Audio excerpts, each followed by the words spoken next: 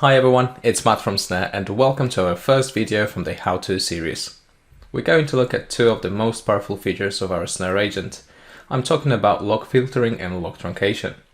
But first, let's follow the installation process just in case you're taking your first steps with Snare agent. For this video, I'm using a fresh Windows 10 VM and I have already downloaded my Snare agent for Desktop's installer. Let's double click it and accept the EULA and select the quick install option for now. Obviously, any configuration options can be changed later after installation. As you can see, the process doesn't take long, and within less than a minute we can see the web UI of our newly installed agent. For standalone installations, we need to apply a license key, which I had previously copied from our licensing portal. In large deployments, you can use Snare Agent Manager, or SAM, for automatic license distribution. We will have a separate video on licensing, so for now, we can just carry on. We are now ready to have a look at our objectives. Objectives are lists of events that we want to collect from this desktop. As you can see, by default, the installer created for us 6 objectives to collect most useful events, like log-on, log-off activity, process events, or reboots. On the latest events tab, we can confirm that the agent is already collecting all relevant logs.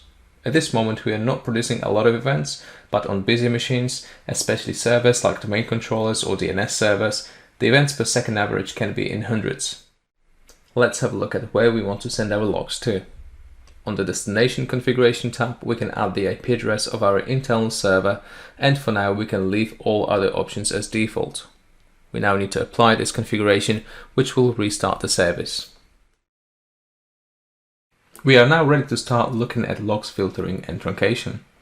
To keep it simple, let's say we want to know whenever a new process is successfully started on this machine. This corresponds to event ID 4688, process creation. I can create a new objective to look for event ID 4688. And this is how filtering works. I need to apply the configuration now, which will restart Snare service. This takes a few seconds. I'm going to start a new tab to trigger a new process creation. And this is what this event looks like at the moment. As you can see, the first part of the log contains all the important details, but most of it is actually just a manual from Microsoft explaining the event. This information does not provide any forensic value, but instead takes a lot of space, increasing network and storage requirements. If you have hundreds or maybe thousands of machines with a combined EPS of thousands or even tens of thousands, you can imagine how this behavior can significantly increase the cost of your IT systems. This is where the second feature, truncation, becomes very useful. As you can see, the second part of the event starts with the phrase token elevation type. I can use this phrase and copy it into the truncate list field on the General Configuration tab. In fact, I could specify multiple phrases, but for now, we're just testing it in this scenario. Let's save this configuration once more and give it a few seconds. Now we can open a new tab to trigger a new process, and we can go back to the latest events tab to see the results.